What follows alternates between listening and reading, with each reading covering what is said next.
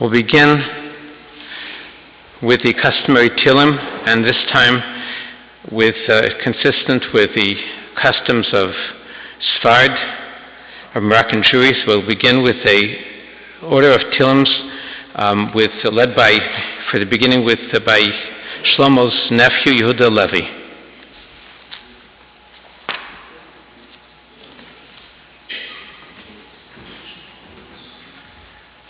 Those who have a Tillim could say along. It's on page 196, chapter 90, Kapitel Tzadik. If you read the Hebrew on the right side, if you can't, the English is on the left side. Chapter 90, Kapitel Tzadik.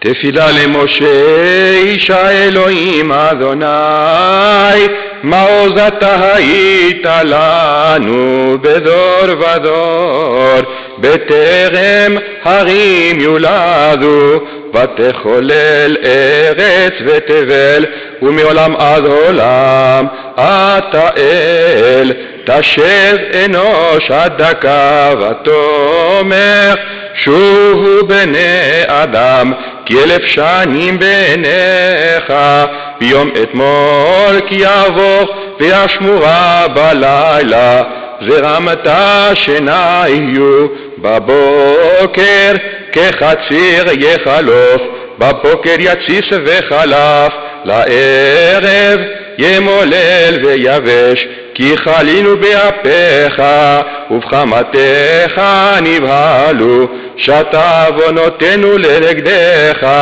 עלומנו למעוך פניך, כי כל ימינו פנו בעברתך, כילינו שננו כמו הגה, ימי שנותינו בהם 70 שנה, ואם בגבורות 80 שנה, ורחבם עמל ואבן, כי גז חיש ונעופה, מי יודע עוז אפיך, וכירתך עברתך, למנות ימינו כן הודה, ונביא לבב חוכמה, שובה אדוני עד מתי, והנחם על עבדיך, סבנו בבוקר חסדך, ונרננה ונשמחה, וכל ימינו שמחנו כמות עיניתנו,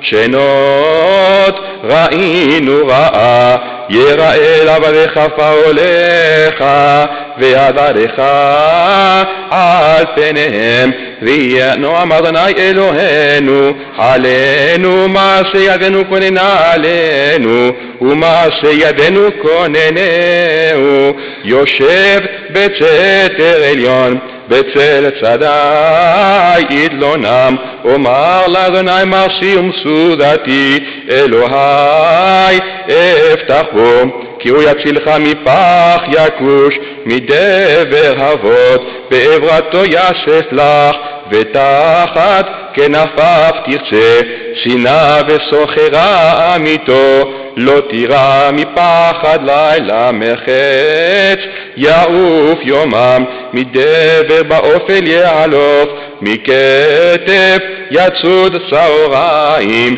יפול מצידך 1000, ורבבה מימינך, אליך לא ייגש, רק בעיניך תביט, ושלומת חשעים תראה, כי אתה אדוני מחסי עליון, שמת מעונך, לא תאונה אליך רעה, ונגע לא יקרב באהליך, כי מלאכיו יצו לך לשמורך, וכל דרכיך על כפיים יישאונך, פן תיגוף באבן רגליך, על שחל בפתן תדרוף, תרמוס כפיר ותנין, כי בחשק ואפלתהו, אסגבהו, כי ידע שמי יקראני, ועיניהו עמו אנוכי ושרה, אחלצהו ואכבדהו, אורך ימים אשביעהו, והראהו בישועתי, מזמור שיר ליום השבת. טוב להודות לאדוני וזמר לשמך עליון, להגיד בבוקר חסדך ואמונתך בלילות, עלי עשור ועלי נבל, עלי היגיון בחינוך, כי שימרתני אדוני בפעולך, במעשה ידיך ארנן, מה גדלו מעשיך אדוני, מאוד עמקו מחשבותיך, ישבר לא ידע וכסיל לא יבין את זאת בפרוע רשעים, כמו אסף ויציסו כל פועלי אבן, להישמדם עד עד ואתה מרום לעולם אדוני, קינא אויביך אדוני, קינא אויביך יאבדו, יתפרדו כל פועלי אבן, ותרם קרעם קרני, בלותי בשמן רענן, ותבט עיני בשורי, בקמים עלי מרעים, תשמענה אוזני, צדיק התמר יפרח, כארז בלבנון ישגה, שתולים בבית אדוני, בחצרות אלוהינו יפריחו, עוז ינובון בשיבה, דשני ורעננים יהיו, להגיד כי ישר אדוני צורי, ולא עוולת בו, אדוני מלך גאות לבש, לבש אדוני עוז יתהזל, אף תיכון תבל בל תימות, נכון כסאך מאז מעולם אתה נשאו נהרות, אדוני נשאו נהרות כולם, יישאו נהרות דוח ים מקולות מים רבים, אדירים משמרם ים, אדיר במרום אדוני עדותיך, נאמנו מאוד לביתך נאב הקודש, אדוני לאורך ימים, אל נקמות אדוני, אל נקמות הופיע, הנשא שופט הארץ, השב גמול על גאים, עד מתי רשעים, אדוני, עד מתי רשעים יעלוזו, יביעו ידברו עתק, יתאמרו כל פועלי אבן, עמך אדוני ידכאו ונחלתך יענו, אלמנה וגר יהרוגו,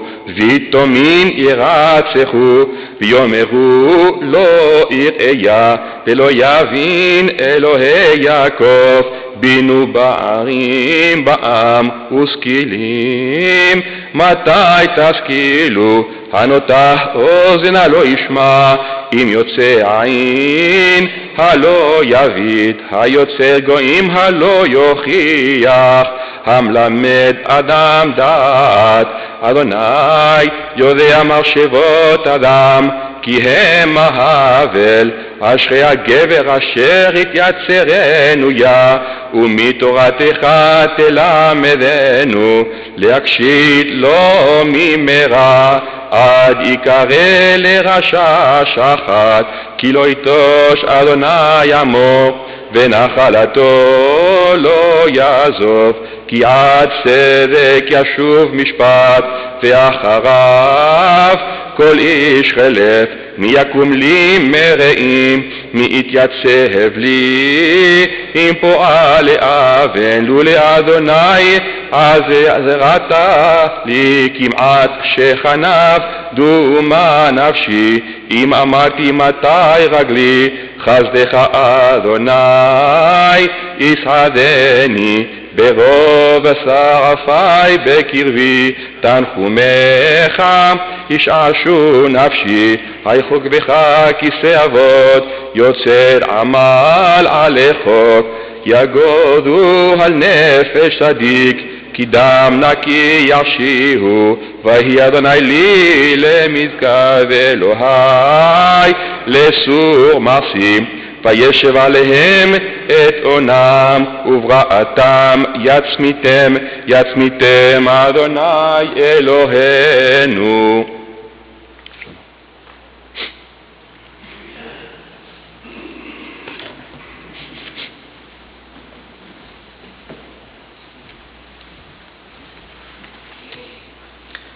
וחוננה על אדוני נריע לצור אישנו, נקדמה פניו בתודה, בזמירות נריע לו, כי אל גדול אדוני ומלך גדול על כל האלוהים, אשר בידו מחקורי ארץ ותוקפות הרים לו, אשר לא הים והוא עשהו, ויבשת בידו יצרו. בואו נשתחווה ונקרא נקרא לפני אדוני עשנו, כי הוא אלוהינו, ואנחנו עם מריתו וצאן ידו.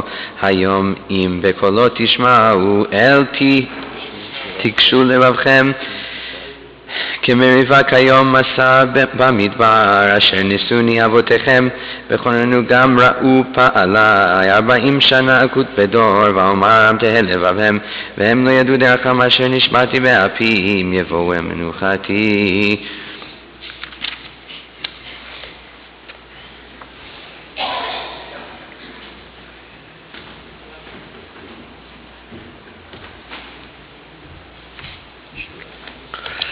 שיר אל אדוני שיר חדש, שיר אל אדוני כל הארץ, שיר אל אדוני ברכו שמו, בשרו מיום ליום ישועתו, צפרו בגויים כבודו, בכל העמים נפלאותיו, כי גדול אדוני ומעלה מאוד, ראו על כל אלוהים, כי כל אלוהי העמים אלוהים, ואדוני שמיים עשה, הוד והדר לפניו, עוז ותפארת במקדשו. הבו לאדוני משפחות העמים, הבו לאדוני כבוד ועוז, הבו לאדוני כבוד שמו, שאו מנחה ובאו לחצרותיו. השתחוו לאדוני בהדרת קודש, חילו מפניו כל הארץ. אמרו בגויים אדוני מלך, אף תיכון תבל בעל תמות, ידין עמים במישרים. ישמחו השמיים ותגל הארץ, ירם הים ומלואו, יעלוז שדי וכל אשר בו, אז ירננו כל הצייר, לפני אדוני קיווה לשפוט הארץ, ישפוט תבל בצדק ועמים באמונתו.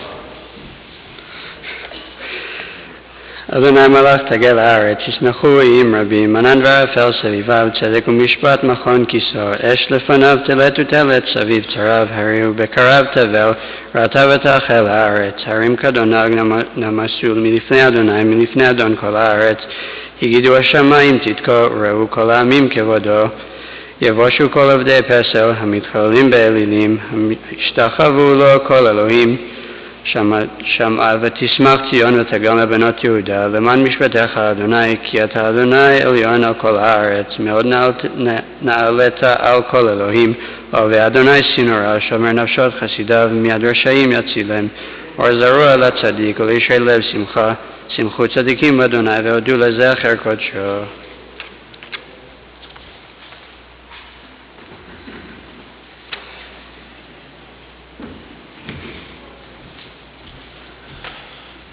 מזמור שיר לאדוני שיר חדש, כי נפלאות עשה שיר לו ימינו וזרוע קודשו, הודי אדוני ישועתו, לעיני הגויים גילה צדקתו, זכר חסדו ואמונתו לבית ישראל. ראו כל אפסי הארץ את ישועת אלוהינו, הריעו לאדוני כל הארץ, פסקו ורננו וזמרו, זמרו לאדוני בכינור וכל זמרה, בחצות זרון וכל שופר. הריעו לפני המלך אדוני, ירם הים מולו, תבל ויוש ובנהרות ימחאו כף יחד, הרים ירננו לפני אדוני, קיווה לשפוט הארץ, ישפוט תבל בצדק ועמים במישרים. אדוני מלך ירגזו עמים, יושב קרובים תנות הארץ, אדוני בציון גדול, פרם הוא על כל העמים, יודו שמך גדול ונורא, קדוש הוא ועוז מלך משפט האב, אתה כוננת משרים, משפט וצדקה ויעקב, אתה עשית רוממו, אדוני אלוהינו, והשתחוו לאדום רב גלב, קדוש הוא משה ואהרון, וכהניו, ושמואל בקוראי שמו, קוראים אל אדוני והוא יענם, ויעמוד ענן ידבר עליהם, שמרו עדותיו וחוק נתן לעמו, אדוני אלוהינו, אתה עניתם, אל נושא היית להם, ונוקם על עלילותם רוממו, אדוני אלוהינו, והשתחוו להר קודשו, כי קדוש אדוני אלוהינו, אשרי מזמור לתודה, הריעו לאדוני כל הארץ, עבדו את אדוני בשמחה, בואו לפניו ברננה דהו, כי אדוני הוא אלוהים, הוא עשנו ולא אנחנו, עמו וצאן מרעיתו בואו שעריו, בתודיו חצרותיו יטילם, הודו לו ברכו שמו, כי טוב אדוני לעולם חסדו, ועל דור ודור אמונתו, אשרי תמים בדרך, ההולכים בתורת אדוני, אשרי נוסחי עדותיו, וכל לב ידרשו, אף לא פעלו עוולה, בדרכיו הלכו, אתה ציווית פיקודיך, לשמור מאוד, אך עלי ייכונו דרכי, לשמור חוקיך, אז לא אבוש, והביטי אל כל מצוותיך, עודך ביושר לבב, ולומדי משפטי צדקך, את חוקיך אשמור, אל תעזבני עד מאוד לעולם, אדוני, דברך ניצב בשמיים, לדור ודור אמונתך, כוננת ארץ ותעמוד, למשפטיך עמדו היום, כי הכל עבדיך, לולא תורתך שעשו אז, הביתי בעוני לעולם, לא ישכח פיקודיך, כי בא חיניתני לך אני הושיעני, כי פיקודיך דרשתי לי, כי בואי רשעים לעבדני, עדותיך אתבונן, לכל תכלה ראיתי כס, רחבה מצוותיך מאוד.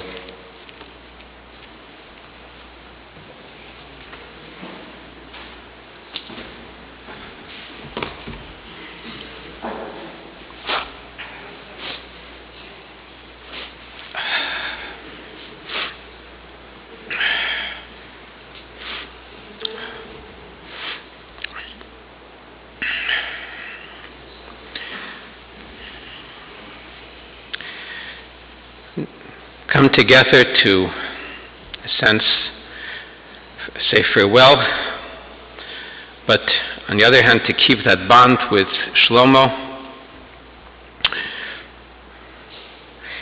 And I'd like, as best as I can, to say a few words, not just for the family, immediate family, and wider family, but in a sense, all of us here are a wider family. There are few people that in this community have had as much impact and were so loved as much as Shlomo Benarroch.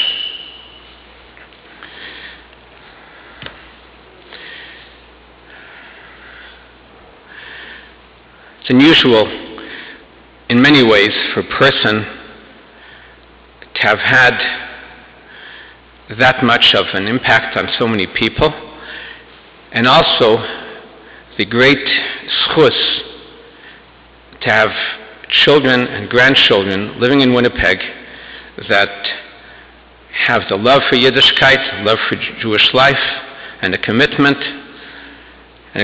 for Jewish community, as they do, and lived here already quite a number of years, and seen lots of people from very beautiful families rabbinical families, but not too many, have had the nachas and the schus to see that nachas in their children as Shlomo and Marie have. And there's a reason for it. My memories go back a long time, because when I first came to Winnipeg, used to go to the old Lubavitcher Shul in Ashkenazi, and there on Magnus Avenue, Shlomo was the Bal Kriya. He was one who read the Torah, and was a very special Bal Kriya, very careful, medaktek. He was careful in the way he read it, and not just the way he read it, with the right feeling, and a special feeling for it. And he came there even when weather was very tough. Nothing prevented him from coming. He came all the time with a lot of commitment, and continued later on when we had moved to Sinclair first, and then he read in Talmud Torah. But later on, when he came south and we were south, he continued to read again in Chabad and south. And even when he could no longer stand and read the parsha, the whole parsha, he would, when others would read, he'd stand at the side and make sure everyone did it the right way, and encourage, always for encouragement, until the very last time when he could no longer do that. But it was very quick. It was very easy to see that Shlomo was not just a reader of the Torah. He had many other qualities, and he was superb in his menschlichkeit, in his kindness and thoughtfulness of everyone and everybody, and never had anything bad, negative to say or to think even about anybody else. And everyone sensed that. So there are times when people they feel slighted, they feel upset about something, but they contain themselves, they control themselves. And with Shlomo it was a different thing. It wasn't that he contained his upset, but he was a very, very humble person, most humble of people, and never saw any reason to be upset. He took what he was given, the respect that he so rightfully deserved, or often not. He didn't see it that way. He didn't care about it, and he was always concerned for others.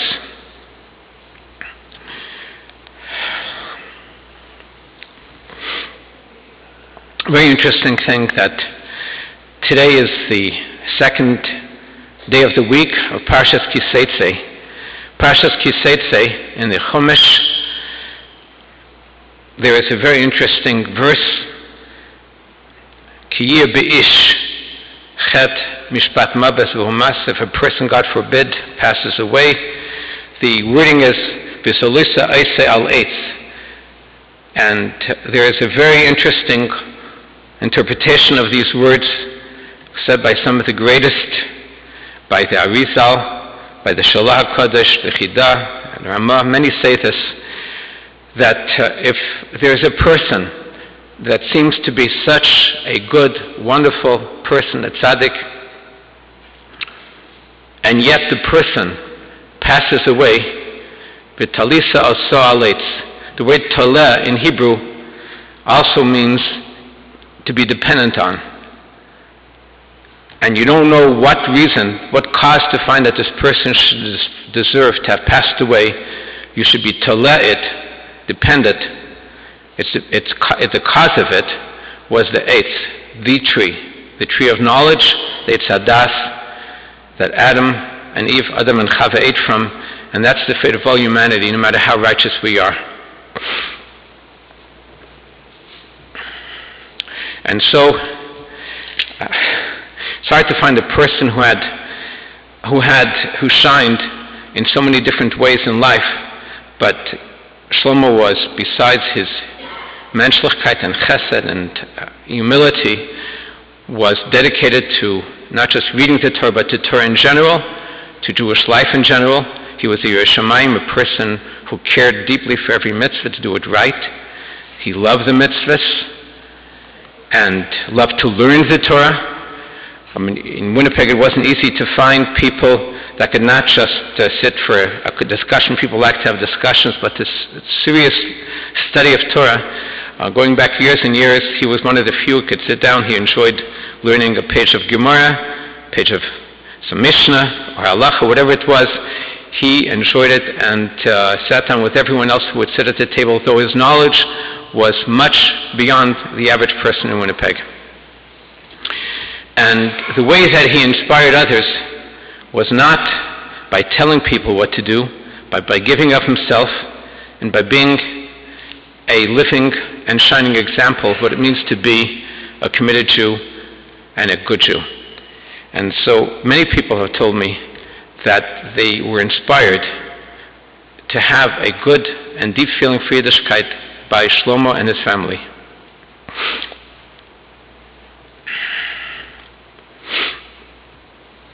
There is something I remember. He was a mohel, he was a shochet, and he was a reader of the Torah. And these three things all have to do with bringing the kedusha. The Torah speaks about kashrus, about eating kosher food. It's in Chumash Be'ikon Parsha Shmini v'yis kadishtem v'yisam kedoshim.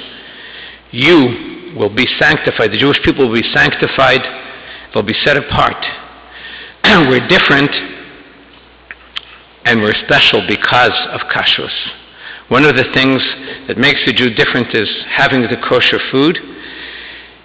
And Shlomo did that through years of his life.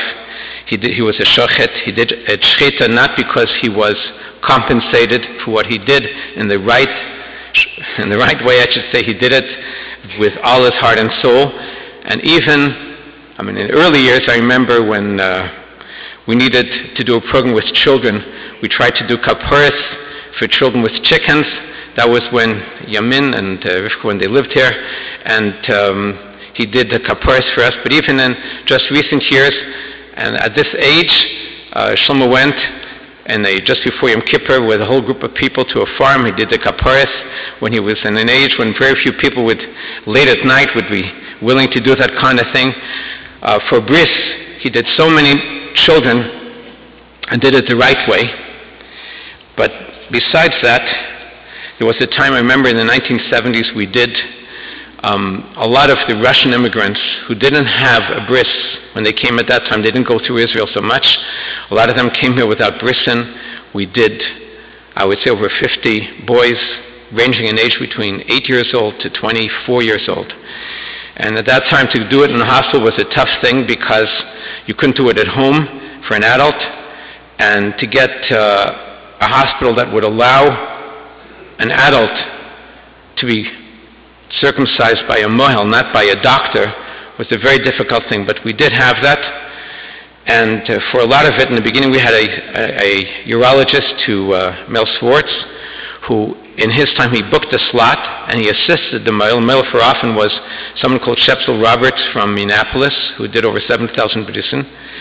But the urologist who in the beginning resisted it began to become very respectful of the mohelim, and at times I didn't have Shepsel Roberts, and he conceded to have Shlomo do the brisin. I remember one time Shlomo was in an accident, and he came to the hospital to do the bris, and he didn't care about the fact that he was all shook up from the accident he went through when the auto was shot, and he comes to the hospital, and he's there ready to do the bris, and the doctor waited for him, and it was very impressive.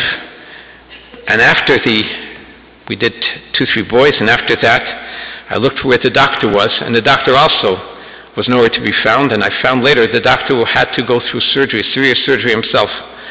But he was so inspired by what he saw in Shlomo. Both of them put aside their personal difficulties, and the doctor, who was about to go through a serious surgery himself, booked first the brisin in the morning, and Shlomo, who went through his car accident, overlooked that, and he came for the brisin, and they all did the brisin. The kind of commitment, the way you inspire people, not through telling them necessarily, but just by being a shining example of what it means to be a committed Jew and a caring Jew and one who loves and cares for others.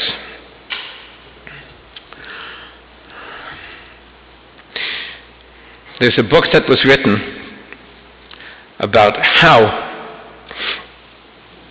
to prepare for the ultimate, how to prepare for going to the next world. It's called Mavar Yabok. Mavar Yabok is a book, it's a classic, and it's taken from the verse where Yaakov Avinu, Jacob, returns home to Israel after having for 22 years been away. He's with 20 years at Lavan, and he comes back. He has to cross a river on his way to Israel. And by Yavidem, he takes his family and he goes through Mavar Yabok, the passing of Yabok. So the word Yabok, a word of 3 letters, is interpreted to represent the 3 words Yichud, Bracha, Kedusha. The way to prepare for the next world is through Yichud. Yichud means bringing together.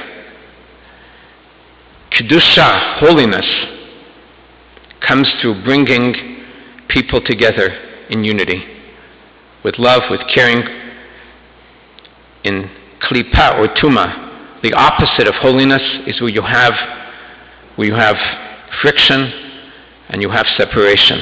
But Yichud, coming together, is in Kedusha. Yichud, Bracha, blessing. And then the third thing, Bracha, is to recognize the presence of Hashem in our lives and also to earn and merit Hashem's blessing. And the third thing is Kedusha, where we bring Kedusha in everything in this world. We sanctify Hashem's name by being that shining example. And Shlomo had all 3. He was a person who brought the yichud, the oneness, the unity. He was a person who said the brachas for Hashem and earned and merited to have special brachas in his own family and Kedusha, and he brought Kedusha to this community. And so now he's going, we say farewell. He goes on, having done this, Mavar Yabok, the passing to the next world, the world of truth. Always it's better to hear words that come from the heart, Dvarim hayotzi'im min halev, words that come from the heart, penetrate another's heart, give nichnasim el halev. So we'll hear some words from the family.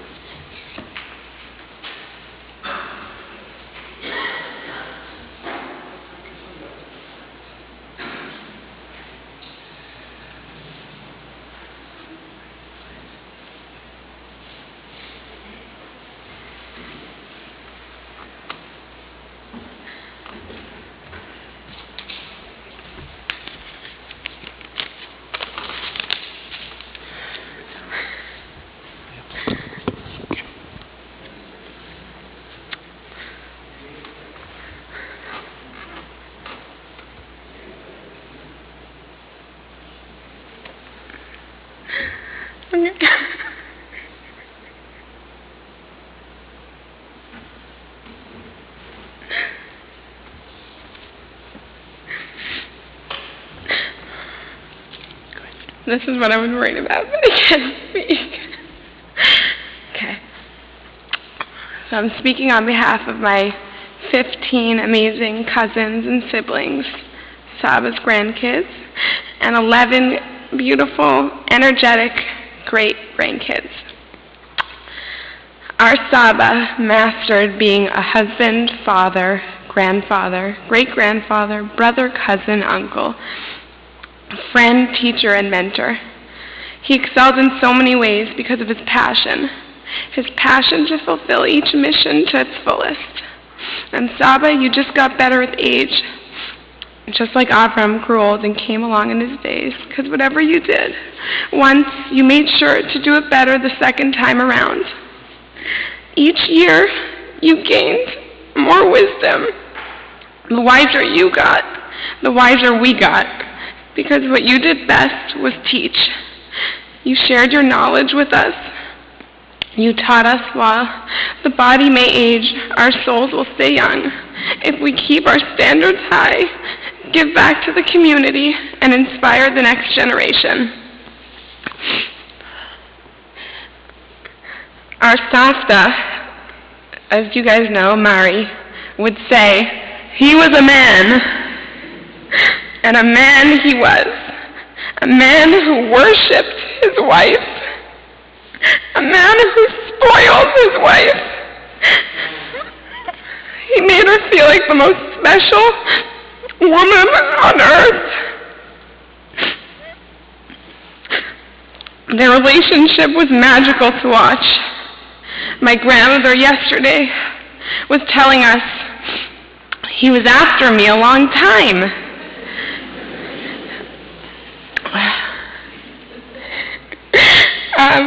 He was persistent, and it stayed that way for all 62 years.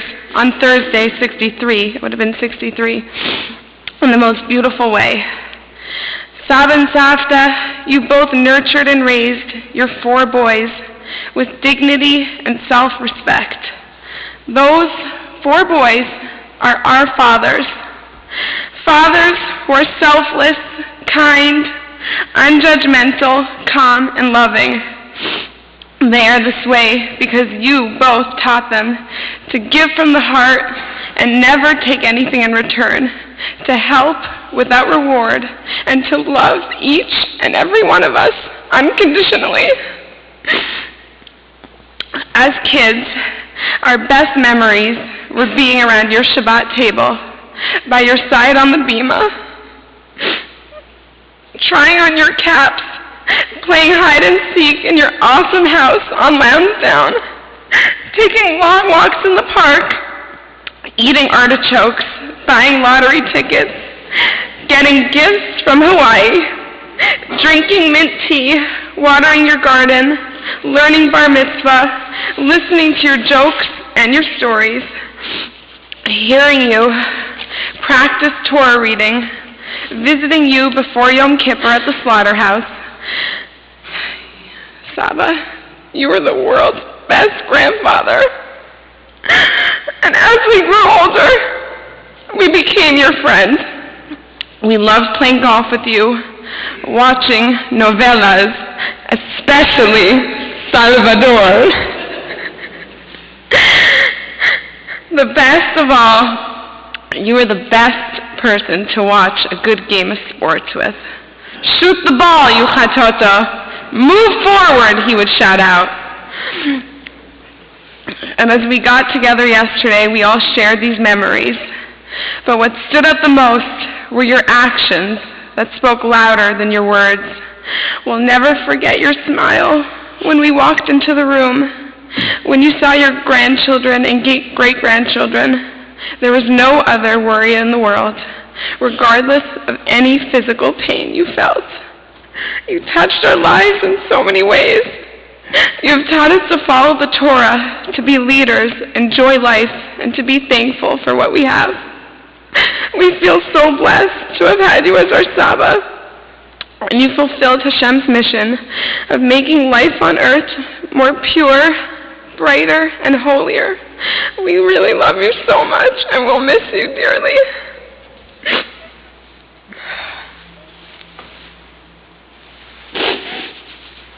Thank you for everyone for coming.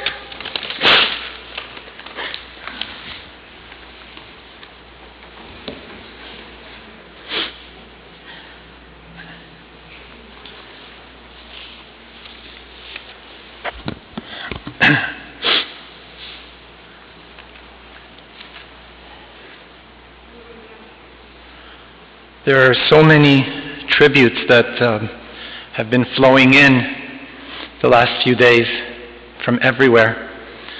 And we would be here for a long time if I would read all of them. But I just wanted to share with you 2 of them. This is from Rabbi Grisman, who's a very close friend of our families and very, very close to my father.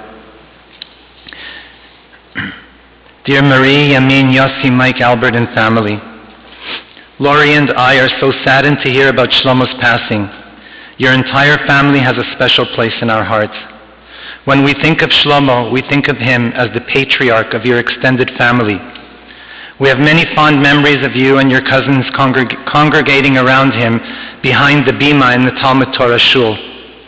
He had a sense of presence about him that set the tone for the wonderful non-judgmental Torah atmosphere in your family. His combination of warmth, love, and Torah commitment was the glue that makes the Benarroch family so special. This is epitomized by his joyous smile and his joyous nature that we saw whenever he was in the company of his family. There is a beautiful verse in Ha'azinu where Moshe says, Ya'arof kamatar likhi tizal katal imrati. My lessons will drip like rain. May my words flow like dew. In commenting on the metaphor of tal, of dew, in this verse, Rashi says, unlike rain, everyone rejoices with the dew. For rain at time causes anguish, for such as travelers. Shlomo was just like the dew. His message of warmth and Torah commitment resonated with so many people because of his pleasant nature and significant substance. Tehei nafsho tzura bitzror hachayim. This one came from our cousin, J.B. Ben Smian from Boca Raton. The Talmud reminds us that when someone keeps quiet, there is a possibility that you might think that they are smart. However, when they open up their mouth, we know how smart they really are. Tito Shlomo, Tito in Spanish is Uncle Shlomo, Tito Shlomo's gentle voice taught us so much through keeping quiet. I learned early on from my father, you want to understand Torah and mitzvot? Just watch Tito Shlomo from Winnipeg. He's the real deal. I never thought I needed to share that life lesson, which was really just a passing breakfast conversation between a father and son so many years ago. However, I feel compelled to share it with all of you, with all my love.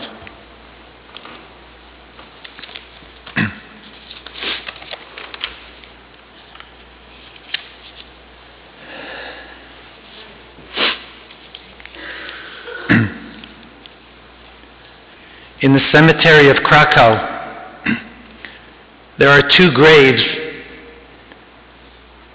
that stand outside of the boundary of the cemetery.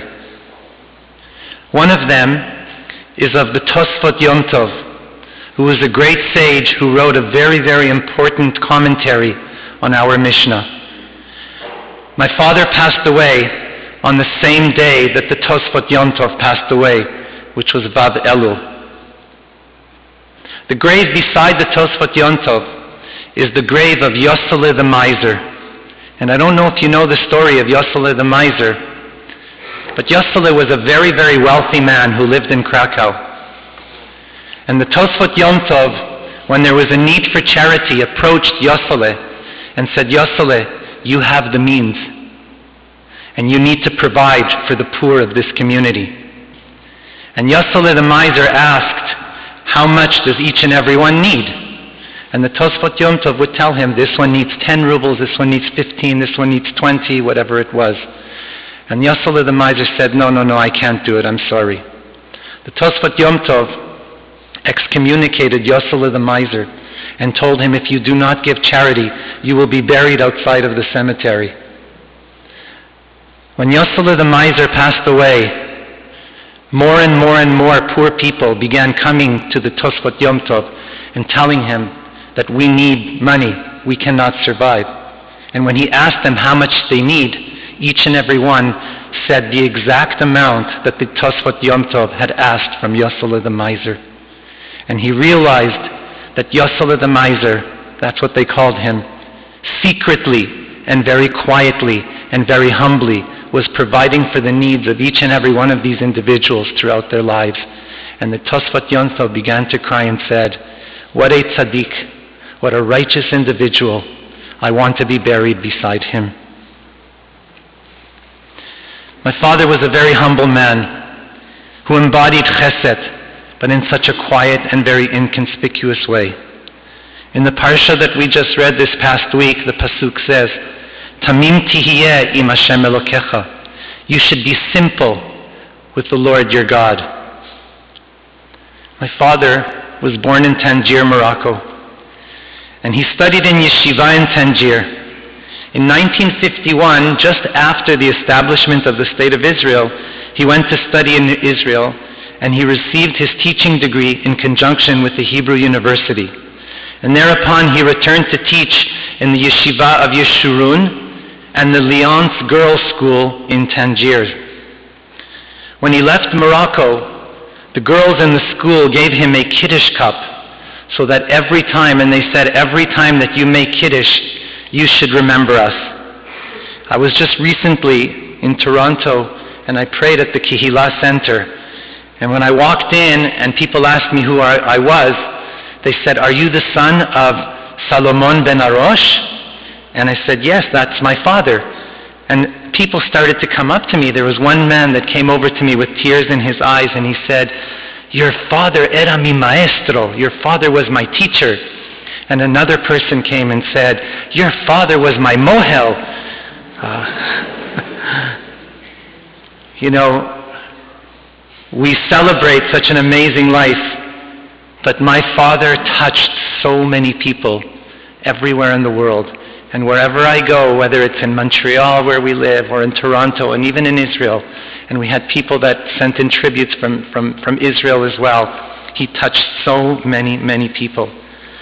He was often invited to the Gray Academy, and he taught the kids about mezuzah, how to write a mezuzah, how to write a Torah, how to fix the Torah. My father also blew the shofar for many years, and he would blow the shofar for the kids. He would read the Megillah for the kids. You know, I've been in education for many years, and I'm a principal right now. I would hire him hands down. I'm told that he had the kids captivated for as long as he was speaking to them, or whatever it is that he was doing. The kids were so captivated when they heard my father. And they called him Saba Shlomo, because he was a Saba to each and every one of them. Dad's every thought and every breath was about family. He married my mother 62 years ago, and as my daughter said, this week would have been their 63rd wedding anniversary. He loved and cherished Ima, and he was so devoted to her. In 1963, under very difficult circumstances, my father moved the family to Winnipeg so that we could have a better life. And he served this community with dedication, with love and honesty. He was the shochet, he was the mohel, he was the sofer, he was the Baal Tfilah, he was the cantor in the synagogue, he was the Baal Koreh, he read the Torah, he was the Baal Tokea, he blew the shofar, and he did so much more, but he did it all with such humility and in a quiet way, with his radiant and contagious smile. We were 4 boys growing up, and you can imagine what that was like. My father and mother didn't have any daughters, but Baruch Hashem today, I can say that he has 4 amazing daughters. He loved his daughters-in-law like the daughters that he never had. He was accepting of all of our ways and all of our practices with such care and with such patience. And oh boy, did he ever have patience. When we lived on Lansdowne, this is a story that I always tell. When we lived on Lansdowne, we had our neighbors beside us, Mrs. Beloff, I remember, and her mother, Mrs. Beloff's mother, an elderly lady, would always come over to our house. She would just knock on the door, and it could be at any time of the day that she would appear at our house. And I would so often walk into the house and find her sitting at the kitchen table, and my father there going about his business. He would peel an orange for her, and he would give her that orange. Now, in Morocco, we don't speak Yiddish. And Mrs. Beloff, she would be speaking Yiddish and literally sitting there for about an hour speaking Yiddish. And I guarantee my father didn't understand a word that she said. But every few minutes he would just look at her and go, yeah. And there were certain times when she would look at him and say, and I would look at him and say, I think, Dad, that was the wrong answer. And he would say, it's okay, and he would say something that would make her feel good. And then after, when she would leave, I mustered up the courage and I said, Abba, she doesn't understand a word you're saying. And every day, and his answer was gold. And it's a lesson that we have carried on.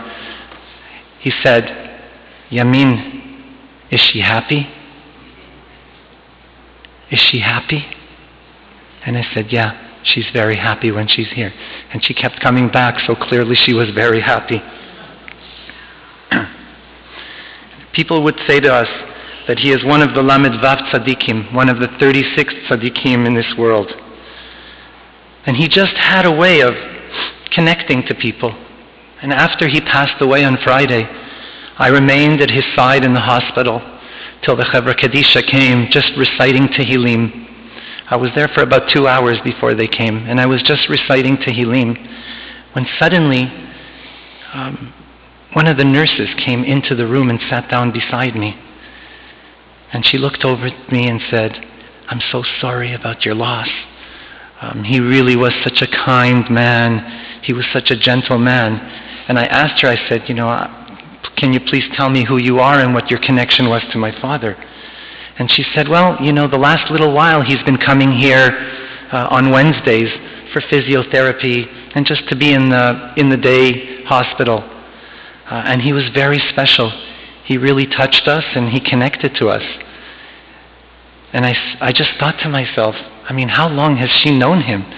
She could not, he's only been going there for about a month, and only on Wednesdays. So she could not have known him for more than 3 or 4 times that they were together. And she just said that everyone there just connected with him. And she told me that she had just traveled to Israel with her son, and she started talking to Dad about Israel, and she was amazed at just how much he knew. He had an ability to connect with people. My father was a staunch Zionist. He was a very hardcore Zionist. And it's no coincidence that on the day that he passed away as well, on Vav Elul, Theodor Herzl proclaimed, Bebazel yisadeti et medinat ha-Yehudim. In Basel, I have proclaimed a Jewish state. And I'm sure, Dad, you may not have known that, but I know that that's something that would have been very, very meaningful to my father. And as well as being a Talmid Chacham, a lot of people don't know this, but he was a pretty good athlete. He was a professional soccer player in Morocco. He played on a professional soccer team with my uncle, with Tito Mokhlouf. And we loved playing soccer with him. I'll never forget, we used to go to Kildonan Park and stand in the net, and my father would take shots at us if he didn't take off our head. But believe me, trying to stop that ball when Tito Mokhlouf and my father were shooting at us was quite a challenge. And he took up golf. In his 50s, he took up golf. We'd been playing golf. Me and my brothers had been playing golf since we were kids, and every shot was straight down that fairway. He hit every shot straight down. My father was born on Tu B'Shvat. Tu B'Shvat is a holiday of trees. He was never in the trees.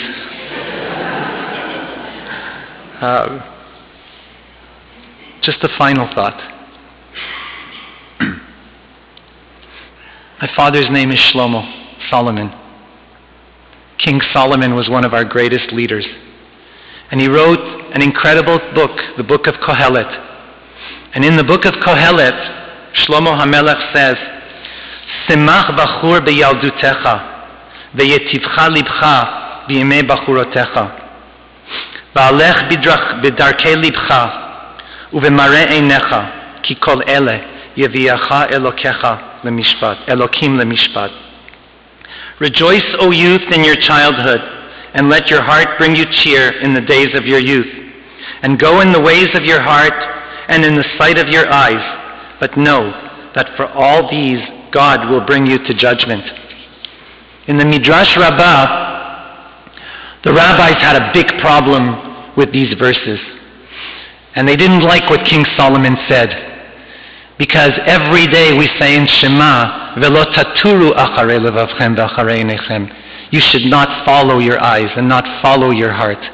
And Shlomo HaMelech said, in your childhood, follow your heart. Have a good time. Enjoy yourself. Follow what your eyes see. And the truth is, the rabbis debated, and they actually wanted to excommunicate the book of Kohelet. They wanted to put the book of Kohelet in Gniza, and they decided not to. And the reason that they decided not to was because the end of the pasuk says that whatever it is that you do, remember, there is a God above, and there will be judgment. I thought about this pasuk, and I said, what does this pasuk really tell us? What does it teach us? And I think it teaches us an incredible lesson. And it's the lesson that my father and that my mother imparted to each and every one of us, to myself, to my brothers Mike, to my brother Yossi, and to my brother Albert. And that is, enjoy life. Find a balance in life. Sometimes you have to do what your heart tells you to do. And sometimes you have to do what your eyes are looking at. But find the balance. Make good choices. There will always be times when there will be certain things that you will want to do. Remember, sometimes you have to do it, but make sure that you're responsible. When we were younger, we didn't always follow that teaching, but at the end of the day, each and every one of us, we enjoy life, we experience life, we learn for life, but we know that there is a limit. And I believe that we make good and responsible choices. My father's legacy embodied this teaching in such a deep and meaningful way. This is why so many connected with him at the Rady Center, at the synagogue, at the school, at the West Kildonan Golf Course, where they all knew him as Saul. He inspired so many people, and their connection to Judaism and life were through him. We have lost our Melech Shlomo, our King Shlomo. We are so proud and comforted by the pious, spiritual, and meaningful life that you lived, Abba. Many of us were by your side when you passed on, but Abba, you will continue to be by our and Ima's side for the rest of our lives.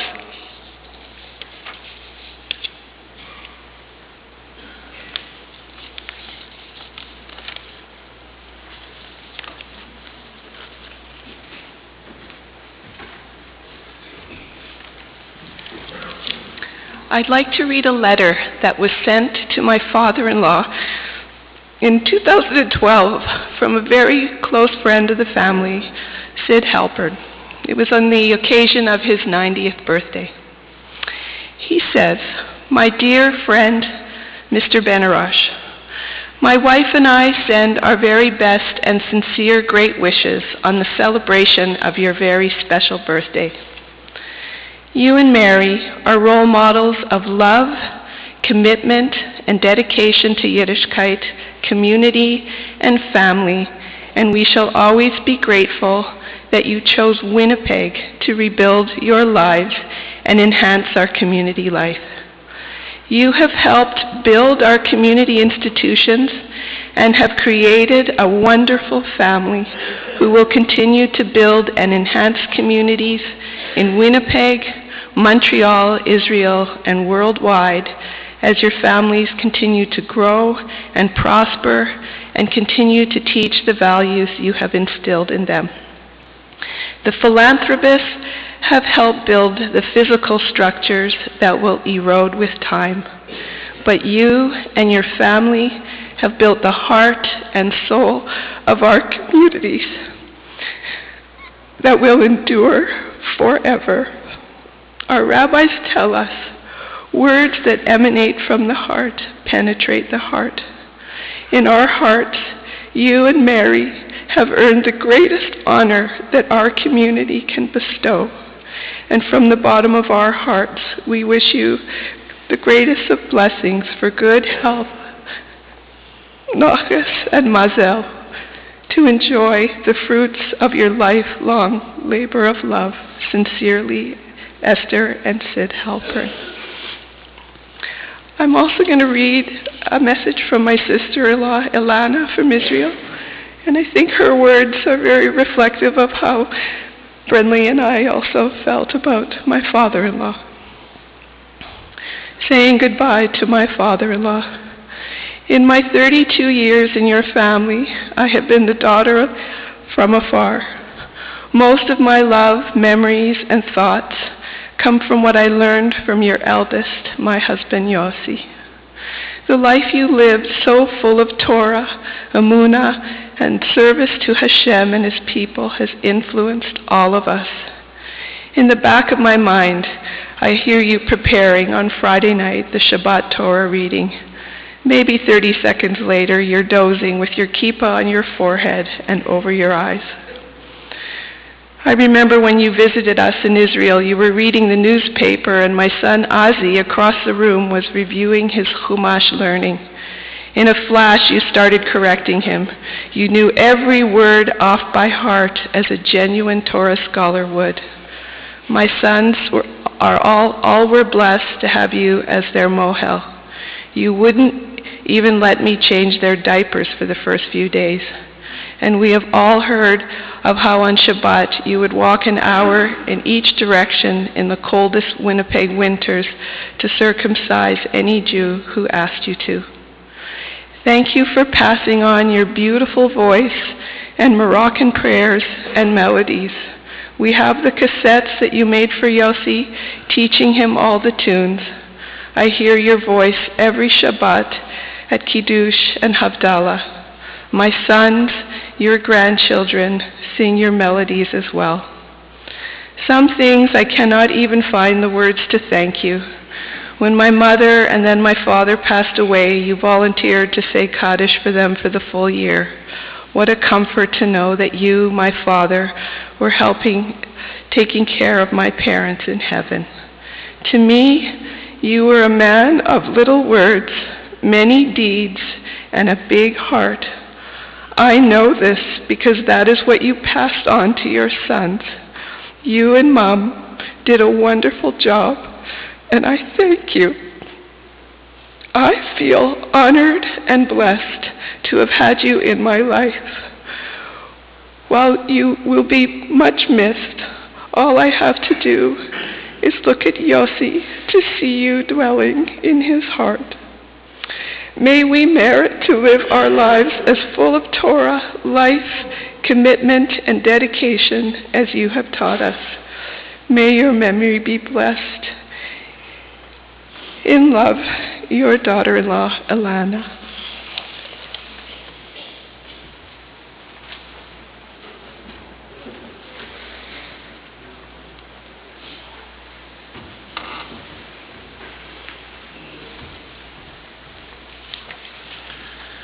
To my dear Abba, what can I say about your great life in a few short minutes? The task is impossible. Whatever I say, I will fall short. I left my father for Israel last Wednesday morning, the night before I can never forget. It captured the essence of who my father was. In the last 2 months as I cared for him, we would regularly have a chavrusa. We would learn Torah together. That Tuesday night was no different. We studied the laws of the month of Elul from the Kippur Shulchan Aruch, the abbreviated Jewish code of law. My father was weak and in much pain, but with all his strength he moved close to hear my every word. His eyes lit up as I read to him. He knew every halacha by heart and finished it before I could even say the final words. He quoted every verse by heart, breathing heavily between every word. After our learning, I put him to sleep. Like every night, he recited the Shema. He said it slowly, but with such great intention that I'm sure that even the angels in heaven stood in awe. That was my father. He was all Kodesh, a holy man, a shochet, a mohel, a chazan, the best Torah reader I ever met in my life, a sofer and a Torah scholar, but most of all, a very righteous man. Dad, your greatest pleasure was to go to shul, to daven, to learn Torah, to do chesed, and always for the sake of heaven, always l'shem shamayim. Dad, I remember how you used to walk 45 minutes in the bitter cold to the old Lubavitcher shul to read the Torah, and you never got a penny for it. I remember how you were the mohel for so many boys in Winnipeg. One Shabbat you walked from the North End to the Victoria Hospital to do a bris. You never asked for a penny. When we asked you why, you said, how can I ask for money for doing a mitzvah? To me, you were not only my father, you were my teacher. I remember how you would visit me in Vancouver. We would walk together to shul, and we would sing Sephardic songs and prayers together. I remember how we would learn together and discuss matters of halacha, how every word with you was so sweet. Every Friday night when I sing your beautiful melody for Kiddush, you are present with me and my family.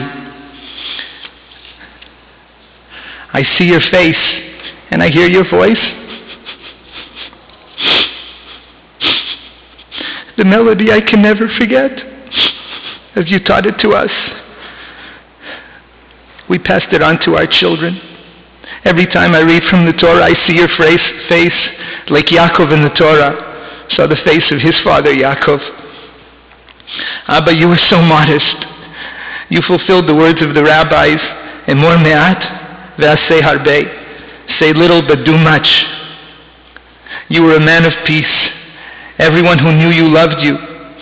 It wasn't hard because you were so kind and you were so gentle.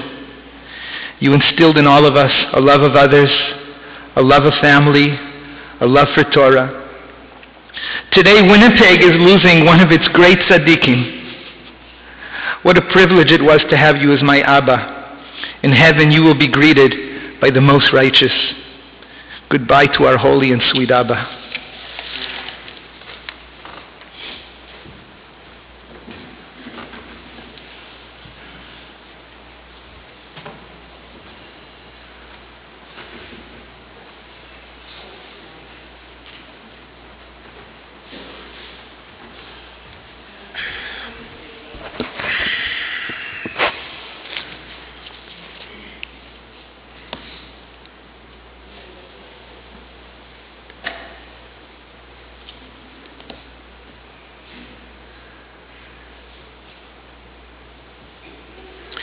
I'd like to ask everyone to please rise for the Kel Mali.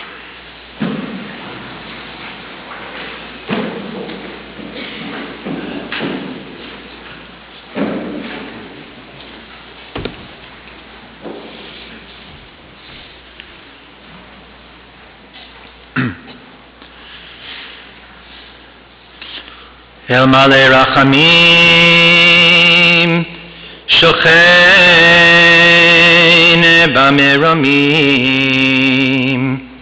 Hametzei Menucha Nechona Al Kanfei HaShechina V'Malot Kedoshim Utehorim Kezohar Harakia Mazirim Et Nishemat Yosef Shlomo ben Yosef Shehalach Leolamo Bavur She'anu Nodrim Tzedaka Be'ad Haskarat Nishmato Lachein Ba'al Harachamim Yastirehu Beseter Kenafav Leolamim V'yitzror B'yitzror HaChayim Et Nishmato Adonai hu nachalato. V'yanuach b'shalom al mishkavo. V'nomar amen.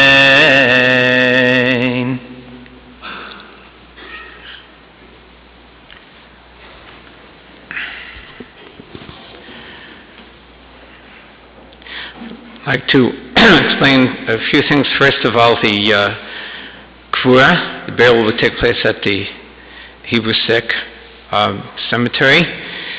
After the Kvura, after the burial, the family is following the tradition, the Minig Yisrael, that the family has a period of privacy right after the funeral. They're going to have what's called the Sudas Avrah. That means the immediate family has their meal in private in their home, and for those who want to be able to say Alachaim and to reminisce about Shlomo's life, there'll be also a meal and refreshments at the Herzliya in the shul. And after that, there'll be minyanim every morning and every evening at 7 o'clock in the home. Now it's where Yossi and Shlomo's wife Maria is staying. That's at 626 Cordova. There'll be a minyan in the morning and in the evening, and also every day except for today, there'll be the time for Menicham Avelim for visiting the family will be between 1:30 and 4 in the afternoon, and then from 7 o'clock till 9 in the evening. I'd like to ask the pallbearers to please come forward.